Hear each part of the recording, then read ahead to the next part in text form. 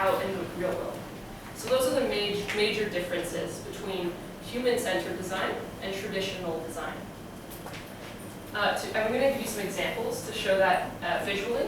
So in traditional design, you build a path, yes? People might use it, or they'll create their own.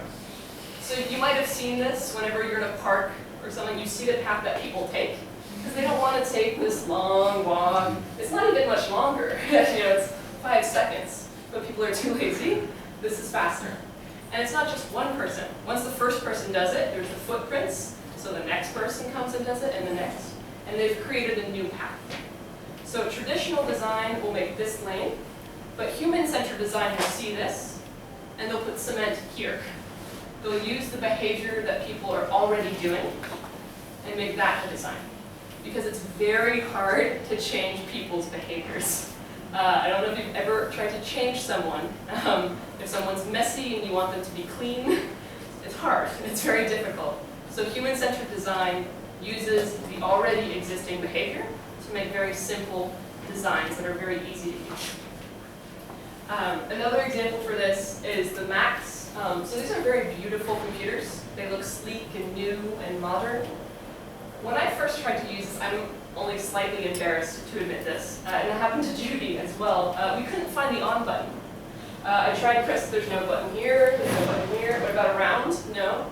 I tried the keyboard, like pressing all the buttons. I started getting a little angry. Come on, work. And then I thought it was broken. I checked that it was plugged in. For a second, I thought maybe it was voice activated, which would have been very cool. Turn on. Nope. Well, because the Xbox does it. Yeah. Xbox turn on. So I'm very happy I was alone in the room when I tried this. For the first time, no one to make fun of me, because I was a PC user. I've only ever used other computers. So when I tried this, turn on, and nothing happened. Well, that's because the on button is behind the computer. It's at the back, because it looks nicer that way. Well, I didn't know that. I couldn't find it, and it was extremely frustrating and slightly embarrassing.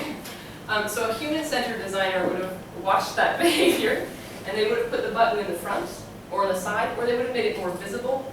They might have written down button at the back. Somewhere where you could take someone's normal behavior and use it. Because people don't like to feel stupid. They don't like to feel like everyone else must be way smarter than they are. And so this was a poor design for the human person using it. But it was a very good design for the aesthetics. And if ever you've used a Mac, once it's on, it's very easy. It uses our normal behaviors, but that was a problem for me. So human-centered design tries to avoid those types of problems. The other thing that human-centered design is known for is tackling complex, big problems. So traditional design is very good, as I said, for aesthetics, for perfecting existing solutions. But human-centered design looks at problems that are very broad, very complex, and very difficult. So if today I want to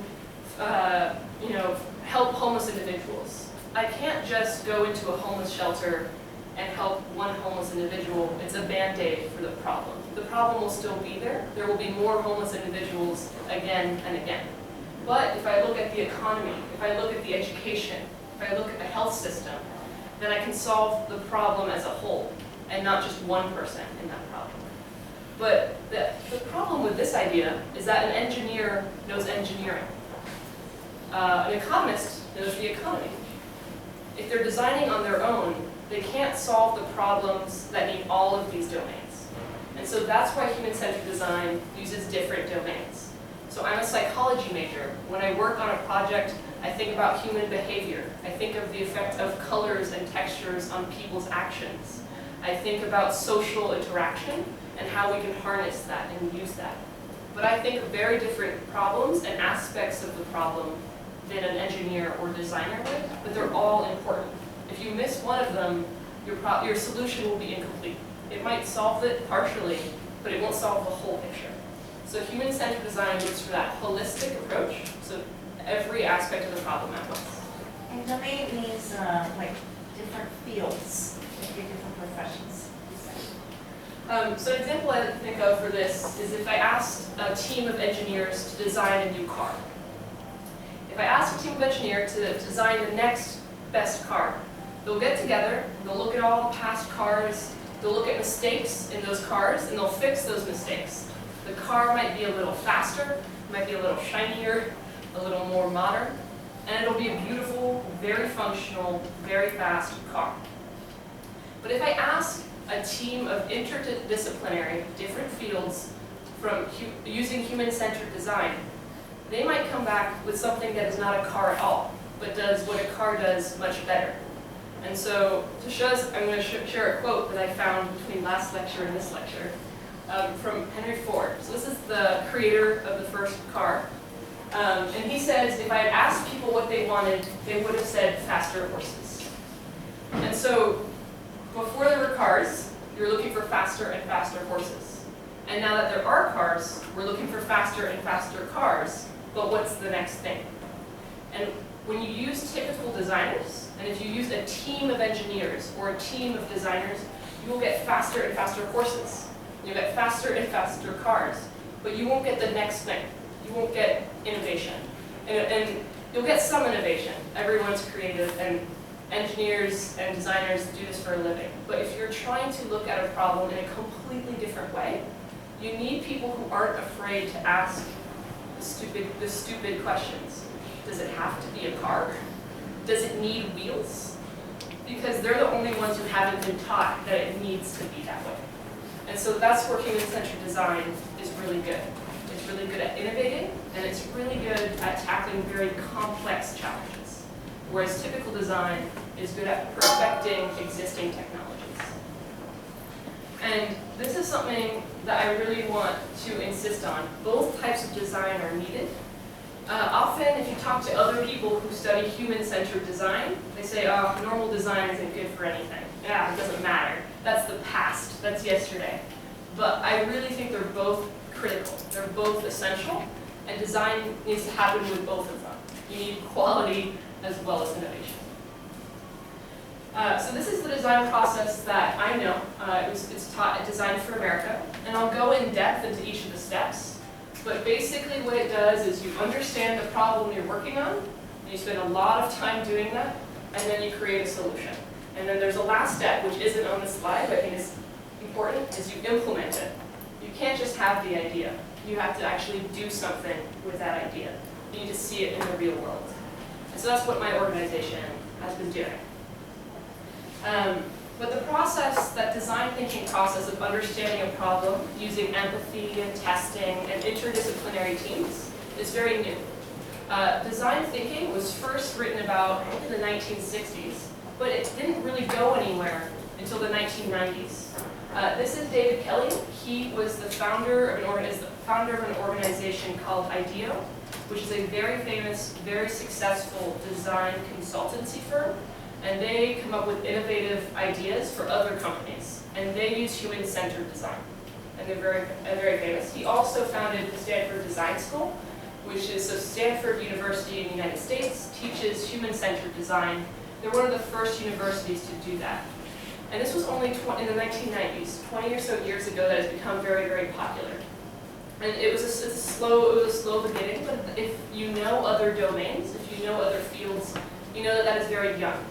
Many fields take centuries to come up with the vocabulary and the methods that everyone agrees on.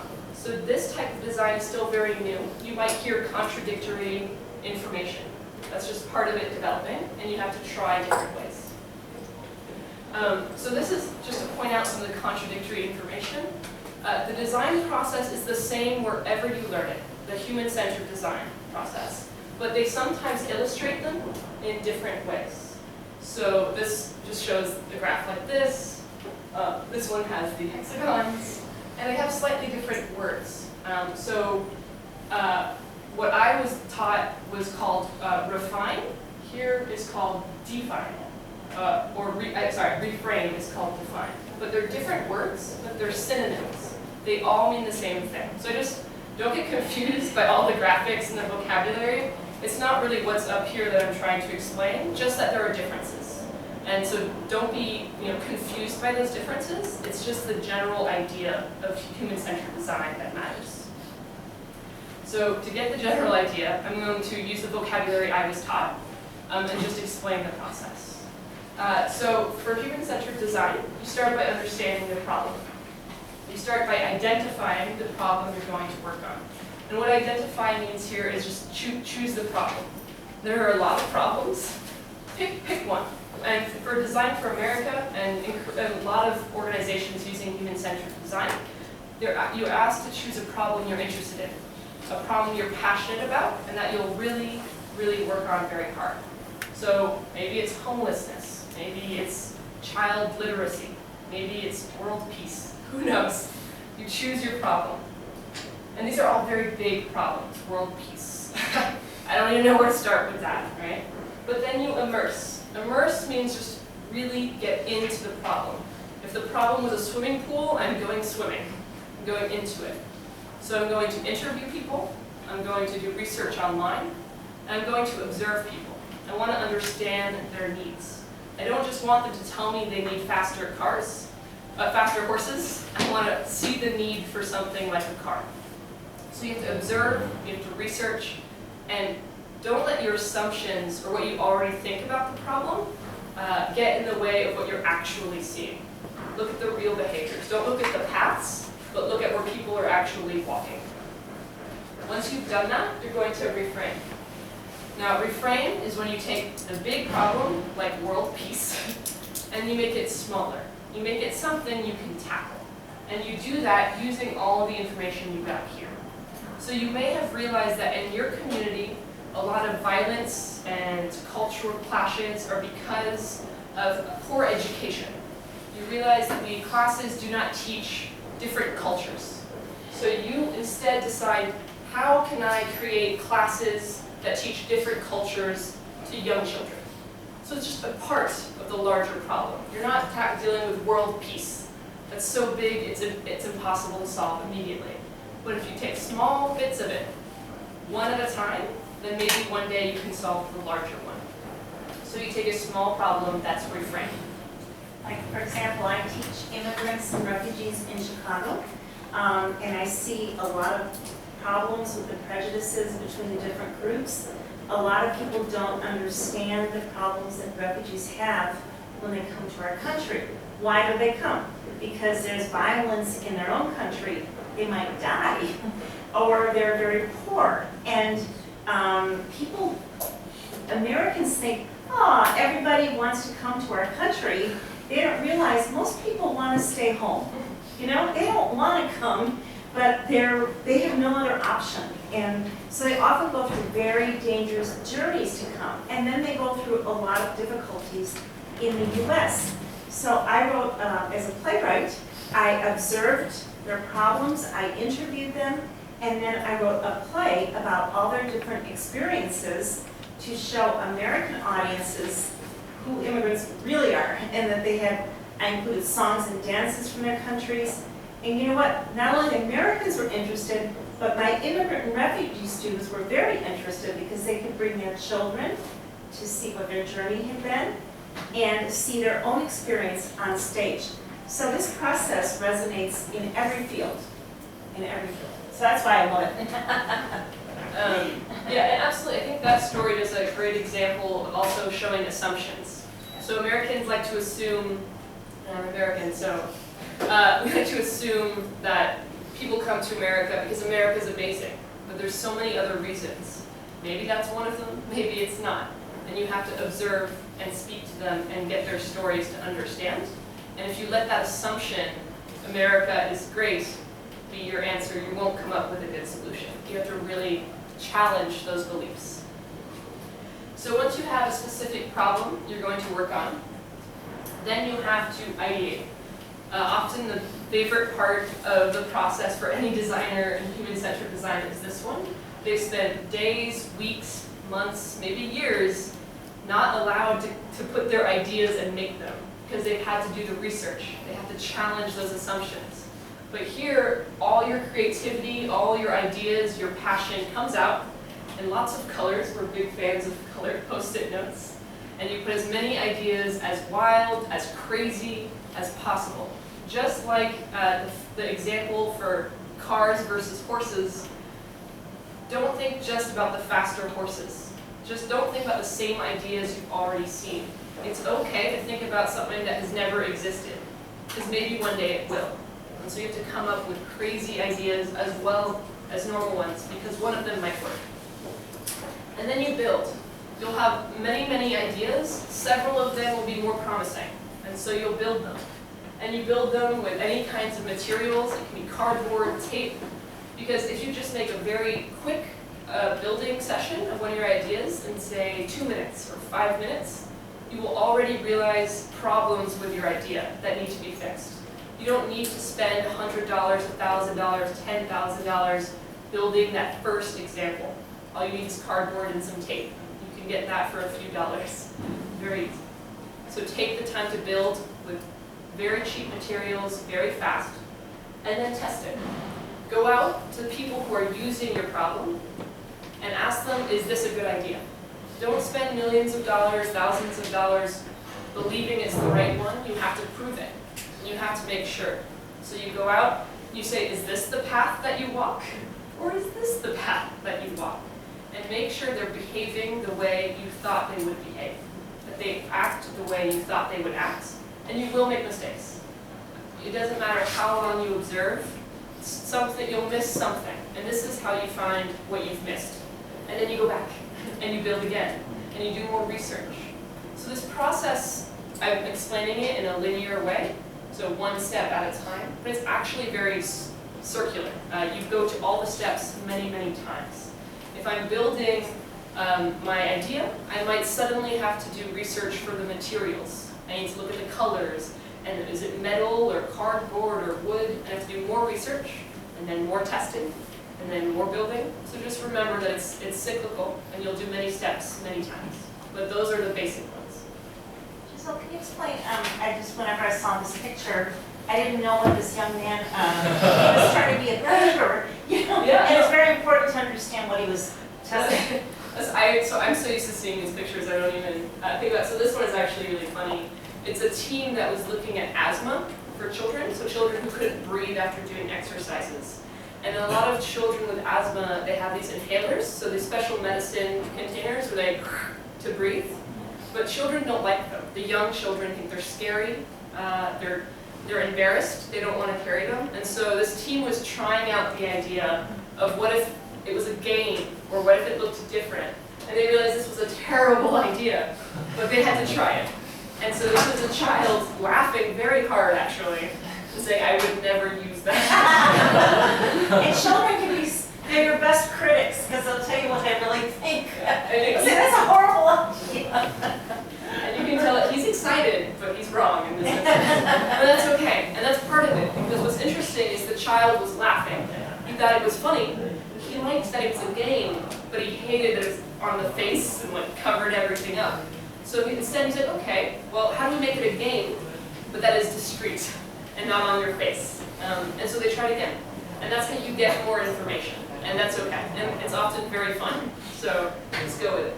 Thanks for, okay. Yeah, if there's a picture that I should explain, just let me know. You can interrupt, put your hand up, because I've given this lecture many times. These are all my friends or people I know, and so I'm used to it. And this one? Yeah. This one is actually just a warm-up game. We were trying to get the energy in the room, and we wanted them used to building very quickly. And so they were building, I think the topic was for elderly, and they were looking at balance issues. And so she was just trying to find other ways of balancing products. I thought she was getting ready to bake some wedding cakes. Multi-layered wedding cakes. You can interpret these images however you want. Every lecture, maybe I give a different story. But yeah, so what's interesting also though is we often use, in human-centered design, we use building also just to get more creative and to have fun and get energetic. Because you'll find that when you do all this research, it takes a long time. And research can also be boring. You're on the computer for hours and hours, and there's statistics and numbers, and your energy goes down. And it's hard to keep working on something that is so slow. So every once in a while, human-centered designers are children at heart. We play. And so we'll take the materials and we'll say, let's build something, just to get the energy working again. So that's just, we just use it to show the idea of building. But you can use this step for so many things. Yeah? So that's the process, the basic idea. So now that we have a better understanding of human-centered design, I want to talk about where I thought it was going, how I think human-centered design will change other types of design, the education system, businesses. I think it has a big future. But to do that, I want to tell my story of how I got interested in human-centered design, because I think it shows a lot of the motivations that other people have, and that's why they're getting interested in human-centered design. It shows the motivations, the reasons, and the excitement. So bear with me, I'm going to tell you a little bit about myself. You're going to hear some strange aspects of my story. So this is a picture of me and my brothers. This is Xavier, Yuri, and myself. We're at his graduation ceremony at Northwestern University. So we are a funny family. We're creators. We're designers, and we didn't even know it. We question things a lot. My parents got so tired of us as children because we would say, why? Why? All the time. But it was okay because my dad was an astronomer. So at dinner table, since I can remember, he would ask questions like, how did the universe start?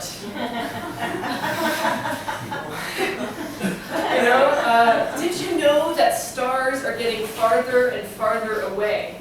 And what? I'm 5 years old, 7 years old. These big thoughts and big questions.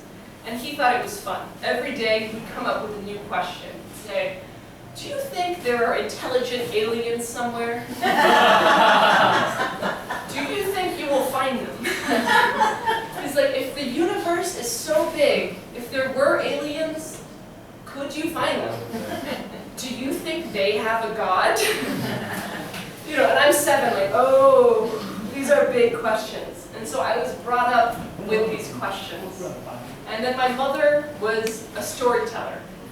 She was a teacher, and she's done so many things. I can't give her one profession because she has too much energy. She's done 50 different jobs in just the last 5 years. But she tells stories, she's an artist, she's a writer. And so she would take the sciences that my dad talked about and then tell stories about them. And then add creativity to the mix. And so our family was always surrounded by this. We were surrounded by creativity, by creation, and questions. Mostly questions. Very few answers. Lots of questions. And so I specifically want to focus on the story of Yuri and myself because we ended up working for Design for America. Xavier is equally amazing, equally a creator, and he's currently studying and he's doing a master's in university in the United States.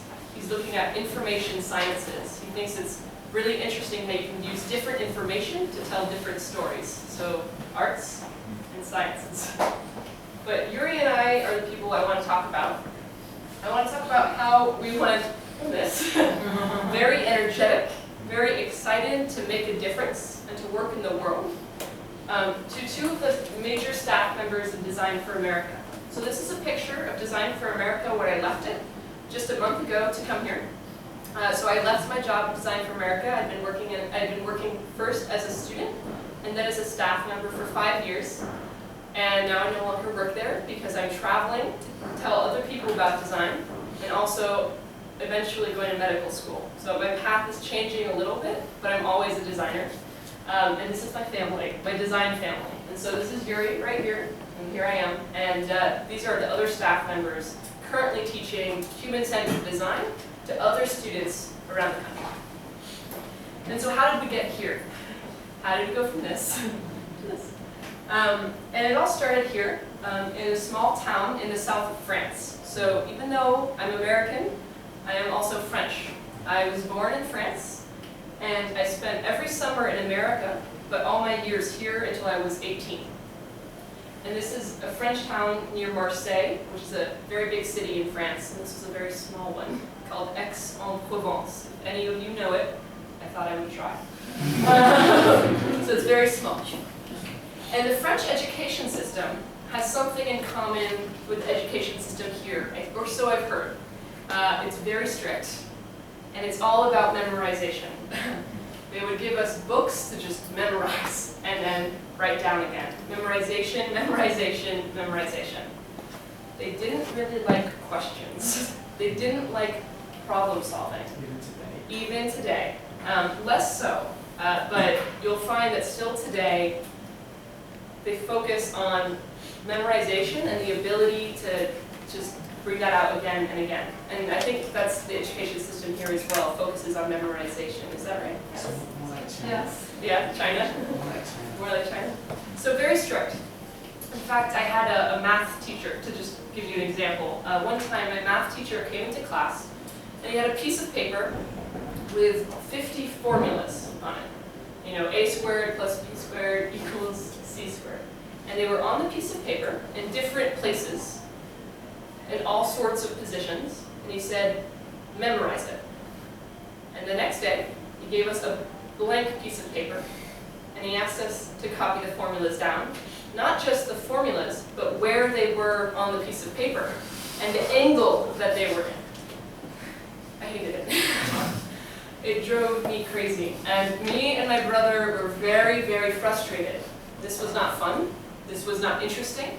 This was not useful. Me being able to remember where they were on the piece of paper doesn't teach me math any better, and it doesn't teach me to solve real problems. And so we were very frustrated. And so like many, we heard about the United States, and we'd been there, and we thought, we're going to go to university in America, and our dreams will come true. It'll all be different. We thought that in America, you could choose what you wanted to learn. If you had questions, you could go and find the answer by making your own education. There was much more choice than there was in France. And so we applied to America, and my brother Yuri, who's, by the way, he's a year and a month older than me, so we're very close, just a bit ahead. He went to Northwestern University, which is in Chicago, and I went to Cornell, which is in upstate New York. Not New York City, it's middle of nowhere in New York. Where all the snow falls. When the snow comes across the lake, there was over 3 meters, right? Yeah, actually, so I grew up in the south of France, where it's very nice and warm. My first year at Cornell, people were skiing to class. So it was different. It was very different, and that wasn't the only shock. The temperature was not the only shock, but our hopes of an education were also not quite accurate. So at the beginning of college in the United States, classes are often very, very big, very large lecture halls. And if you're one of these people and you have a question, they might not be able to answer it because they have to teach 100 people, 200 people, 1,000. I once had a class with 1,400 students. How do you answer your questions in a class like that? It was incredibly frustrating. We were also learning amazing information, but we couldn't use it. You're learning it in a lecture. So my brother studied integrated sciences, which is a lot like engineering, heavy on engineering. But he learned how to make things, but he wasn't allowed to make them.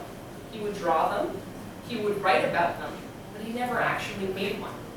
And it wasn't until he graduated college and that you have a job that you were expected to use these skills. And we found that such a waste. If people are learning these skills, and if they can put them to use to do good, then they should. And if they can get better at these skills by practicing, then they should be allowed to practice them. And it's only by practicing that you get new questions that you didn't even know you had. And so how can you really learn something if you're not allowed to use it? So again, just like the French education system, you're frustrated, a little frustrated. And then my brother had a very lucky day. He was asleep in his dorm room when his best friend, who we'll show later, knocked on the door and said, Yuri, we have to go to this lecture. And Yuri was asleep. He says, no, come back later. And his friend said, no, no, no, you have to come to this. And they went to a lecture given by Liz Gerber. Liz Gerber is an amazing faculty member at Northwestern University. She was trained at Stanford Design School, which is the first university that taught human-centered design. So she's one of the very first to teach human-centered design at other universities. And she's also very optimistic, very energetic, and very passionate. She still is one of the most passionate people I've ever met, if you ever meet this woman. Very loud. And I think she thinks that if she's louder, people will just say yes. But she taught human-centered design, and she believed that students could use this. They didn't have to be professionals. She thought that this process was so easy and so simple to understand that an 8-year-old could do it. Why can't college students do it? And so she gave a speech trying to get university students excited about human-centered design. And it worked. They were very excited. And so this handful of students decided to start Design for America. So my brother Yuri isn't in this picture because he's taking it. But this is Mert, his best friend, Mert Iseri, who woke him up that day to bring him to the lecture. And this is Hannah Chung, another co-founder of Design for America. So these students heard about human-centered design and said, we have to do this. This is the education we want. We want to go out into the community and work with real people, with real problems, and use the skills that we're learning and actually use them and work with them and develop them to solve real problems. And they could do it straight away. They didn't have to wait till they graduated. So they created an extracurricular. So volunteer hours outside of normal classes, they would get together and do this. And I started looking at problems in their community and trying to apply human-centered design. It was a little bit difficult at the beginning because they'd never done it. But Liz Gerber really helped them, and she's still involved with it today. And my brother got increasingly excited. He had founded Design for America with his friends and Liz Gerber, the national organization. And that was in just about March of 2009. A few months later, I'm in college, I'm frustrated, I am mad, I'm tired, and he gives me a phone call. And he says, Giselle, I know what you should do. He says, I have found the answer. I love Design for America. This is amazing. Let me tell you about it. And I instantly knew I wanted to do it. And so I started the Cornell at my school. I started Design for America as well. And I've been in it ever since. So that is how Design for America started. There's a handful of students, now starting at 2 schools. It's now at 21 different universities around the country, just over 5 years later. And so before I go into why I think it expanded so quickly, I want to just continue his story a little bit. If you were at the first lecture, you know the story a little bit, but I wanted to tell it. So this is again my brother Yuri and his best friend Mert. And they are here, a picture of them working on one of their first teams, tackling the problem of when you get infections in hospitals that you didn't have when you went in there. So if you break a bone, a wrist or something, and you go into the hospital and you come out with a really bad cold or a really bad infection that you got from someone else in the hospital. And it's a very, very big problem. They learned about this problem because my brother had actually gone to the hospital for his own illness at one point. His lung had collapsed for some inexplicable reason. He realized that doctors weren't washing their hands when they came in and out of his room. He thought that was a little scary. His best friend Mert, his father, had had a heart attack and then gotten a very, very bad infection at the hospital simply for being at the hospital. They both ended up okay, but it motivated these students. They thought, this is a big problem, it's a personal problem, and we want to work on it. A lot of the power of human-centered design is in that passion and that energy and that personal motivation to work on something. And human-centered design, more than any type of design, allows for that. So they chose that problem, and they found out these statistics, which really confirmed that the problem was indeed a problem. Every year in the United States, 100,000 people die because of an infection they got while at the hospital. They go in to get healthy and they get sick. Doctors only wash their hands 40% of the time they're supposed to, which literally means that they go and shake hands with people who are really sick. They might draw blood, they might touch vomit, other things that are in hospitals, and then come say hello and shake your hands without having washed their hands. And it's not that doctors are unfeeling. It's not that doctors are not thinking about you. It's that they're rushed. Most doctors are understaffed. Most hospitals are understaffed.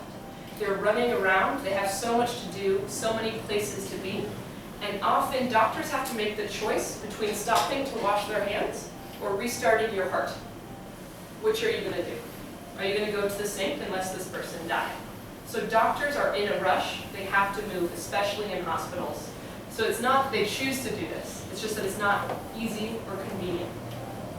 So this team looked at these statistics, and they did observations, and they realized that hand washing for doctors was not convenient. So they wanted to make it convenient. Like I said about human-centered design, you look for existing behaviors. What are people already doing? And they noticed that people who had dirty hands would wipe their hands on their pants. We all do this. I know it. If you get mud or dirt or something sticky even, if no one's looking and you have nowhere else to wash your hands, we all do this. And so they thought, how do we use this motion? How do we take that and make something of it? Just like the paths that I showed you at the beginning, they found a path that people normally took and they designed for it.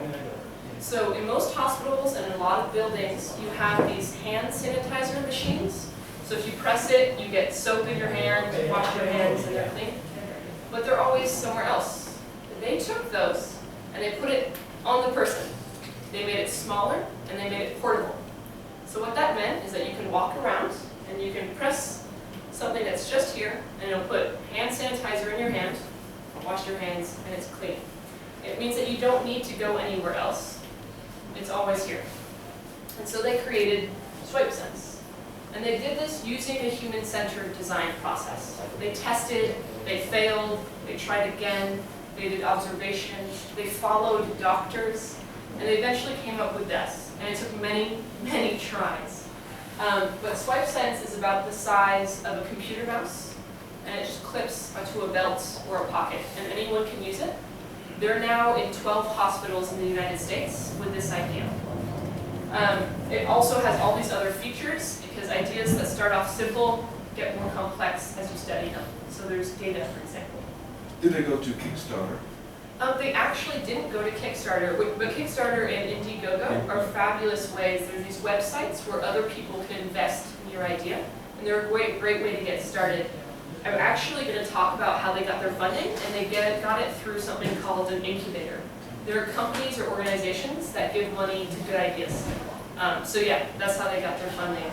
It's a great question though. And it's really cute. Giselle's brother told her, when you're talking about SwipeSense, we're not finished.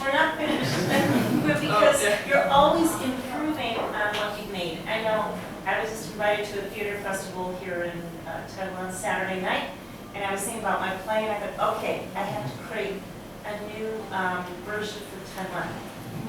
Version number 7. So it's never finished.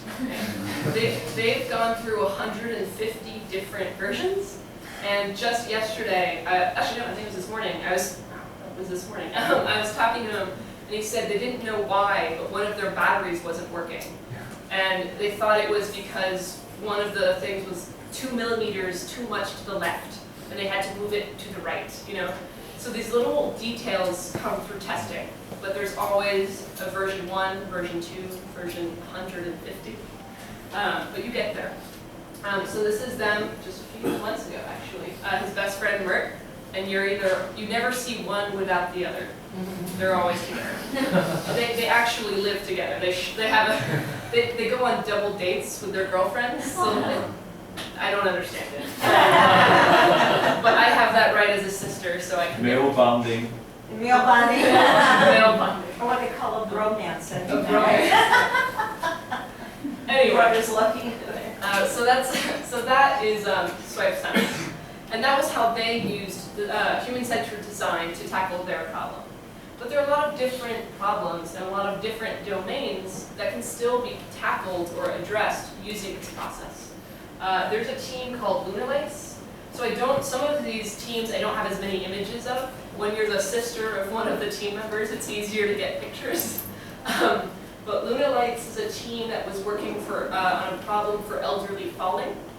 They realized that older adults, when you're 70, 80, 90, they fall a lot. There's coordination problems, there's arthritis, foot problems that cause them to fall. Vision problems, you name it. There's a lot of problems, and they fall. And this is actually a very big problem. Once they have fallen, it sometimes takes hours, even on occasion days, before people realize that they have fallen. And they're alone on the floor, sometimes injured. They might have broken bones, and there's no one to help them. And so this is actually a very, very big problem. And so this team looked at that, and their solution was actually very simple. Again, looking at existing behaviors. If you have any experience with elderly adults, a lot of them are very proud or don't necessarily want to admit certain things. They don't want to admit they're having trouble walking. They don't want help all the time. They've been independent their whole lives, and they want to stay independent. And so if you give them the more you give them canes or walking chairs, wheelchairs, they don't want to use them because they're independent. And that can be very frustrating if you have a parent or a grandparent that you're trying to take care of. But that's a real behavior. And so rather than forcing them to use these new devices, what do they already do? And so Lunalights looked at that team and realized that the most common time for adults to fall was when they got up in the middle of the night and they had to go to the bathroom and it was dark and they didn't want to turn the light on because it's all the way over there. And so they stood up and tried to go to the bathroom and something was in their way and they fell. And they couldn't see it because it was dark. And so what Lunalights did was they took that real problem and they made these lights that are under the mattress. So when someone sits up from bed, and the pressure really has to change, right? Because if I just turn, nothing happens. But if I sit up from bed and stand up, the lights automatically turn on and they go to the bathroom. And so a lot of homes where there's a lot of elderly individuals are now want to use this device because it's so simple.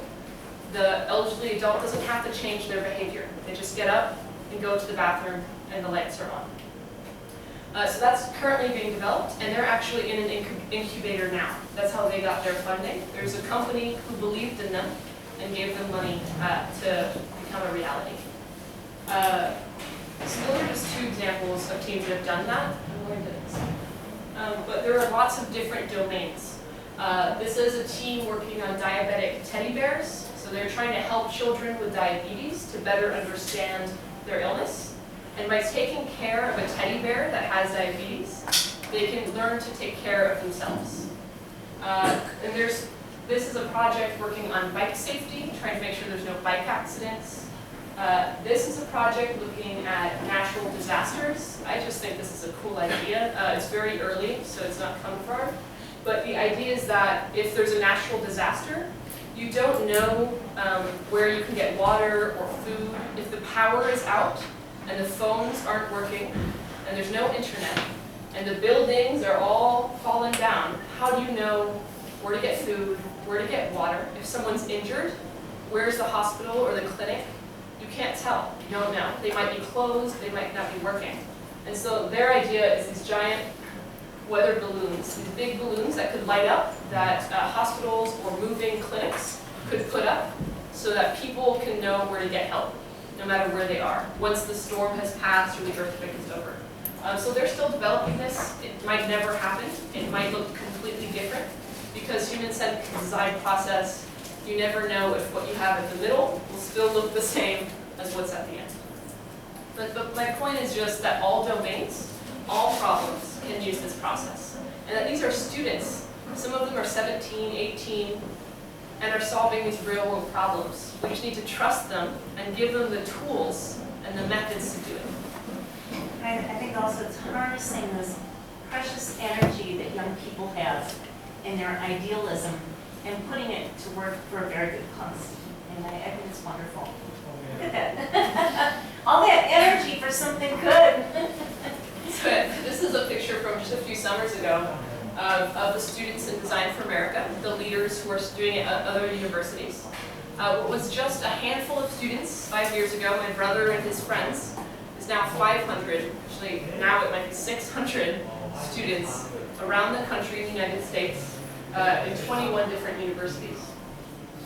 And what each of these students and teams have in common is the belief that if they make just a small difference, they don't have to be a company like SwipeSense or spending their lives working on it. But what if they just took their idea and made it in just their town or just their class? If they make a small difference in their community, but if all the teams are doing it around the country and all of them are making that small difference, then eventually they'll make a big one. And so that is their belief and something they all have in common. And now it's not just in the United States. There are students, we get emails every day from Ghana, South Africa, France, Taiwan, China, saying, what about design for us? Design for Taiwan, design for Ghana. And anyone can do this process. So what we do is we tell them about the human-centered design process, and we ask them to do it. And it's not just students, it's professionals and it's companies. Design for America does students in America. Frog Design, for example, these are just a few that I've been reading about recently and thinking about. Frog Design is a company in Germany that uses human-centered design for other companies. IDEO uses human-centered design for other companies. Stanford Design School actually teaches it in normal classes. Good is actually a company that uses human-centered design, just like Design for America, for big social problems, like water conservation, environmental issues, homelessness. So it's becoming very popular, and it's spreading very, very quickly. So why don't you also talk about Chevrolet? I think that's very interesting. It's It's coming yeah, up? Okay, it's coming I want to make sure. Yeah. Sorry. Right, yeah. So why is it so popular, and why is it spreading? So I think one of the reasons is part of the story I told you about my motivation and my brother's motivation. Frustration with the current education system. They want people, especially this new generation and the youth who are going through this type of education system, want something different. And so they're looking for something like Design for America or human-centered design. But I don't think that's the only reason. So I'm going to start with the reasoning for the youth and the students that join this type of organization. And then I'll talk about the motivation for companies and industries. So the first thing is for millennials, so this new generation of youth, live in a world that's more connected than ever. With internet, with cell phones, Wikipedia, news, something that affects one part of the world affects the other part of the world. It's all very connected, and that can be great, but it can also be problematic. It means that problems that affect one part don't just affect one part anymore. These problems that used to be relatively simple are much more complex. They have many more people, countries, and cultures trying to solve them. This generation of youth and students grew up hearing about pollution and how it's destroying the planet, and being told that their generation is the generation that has to do something. They heard about climate change and global warming. They hear about mass extinction of animals. And again, they're told that their generation is the one that will have to do something because these problems are urgent, very, very urgent. They're the generation where Ebola, a disease in Africa, is affecting the whole world. And simple problems cannot be addressed in the same way anymore. Complex problems cannot be addressed that way. But human-centered design, as I explained at the beginning, is meant for complex problems. It's meant for problems that meet all these different areas and domains. So when you have a generation that feels that they are responsible for making a difference in this world, if you give them the tool to do it, it'll be very popular and it'll be used. And so I think that's one of the reasons that motivates the students today to join an organization like this and to use human-centered design. That's what gets them so energetic and so excited. But that's just the students. There are other reasons as well. Why do companies think that this is important? Why do places like IDEO or Frog Design use human-centered design? Because unfortunately, we're not all motivated by social good. There's such thing as money and markets, and they have to design for that as well. And human-centered design is very good at innovation. It's very good at coming up with new ideas. Today, technology is changing the workforce.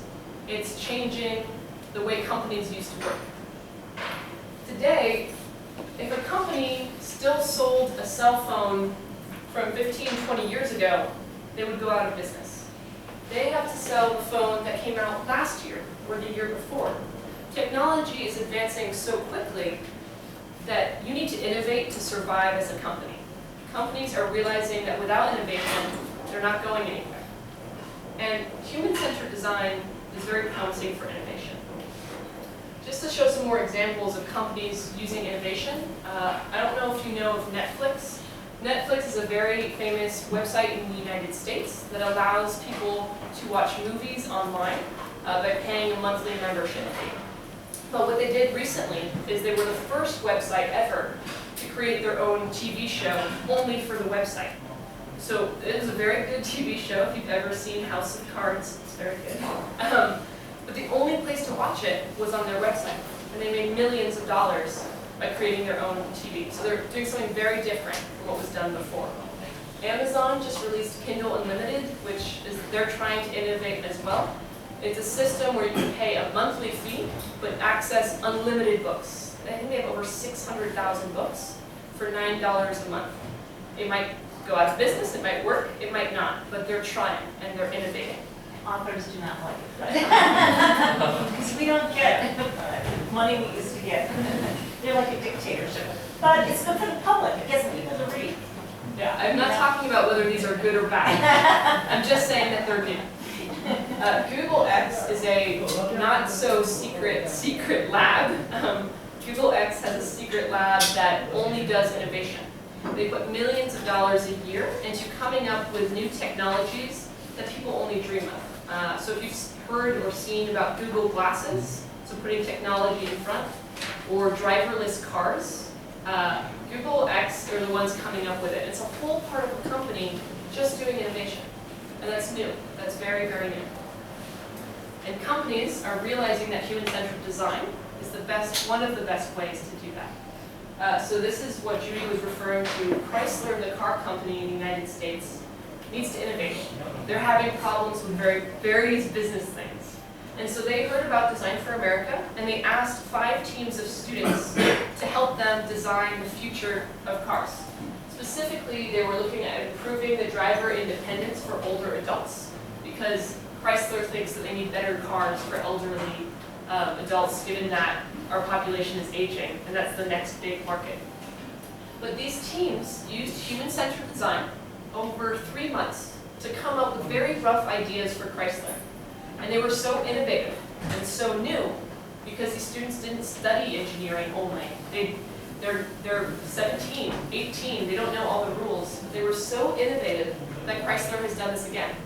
And other companies, just like Chrysler and just like for Design for America, are finding teams of students, whether Design for America or not, using classes or clubs or internships or jobs to get people who know human-centered design to innovate for their companies.